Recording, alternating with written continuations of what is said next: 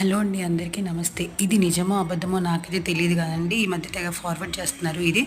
ఒక బాబు ఎగ్జిబిషన్స్‌లో liquid nitrogen snacks తీసుకోవడం వల్ల రెస్పిరేటరీ ప్రాబ్లమ్ వచ్చి, ఆ నైట్రోజన్ అన్నది ఐస్ కింద ఫార్మ్ అయ్యి, గాలి వెళ్ళక బాబు అక్కడికక్కడికే చనిపోవడం జరిగిందంట.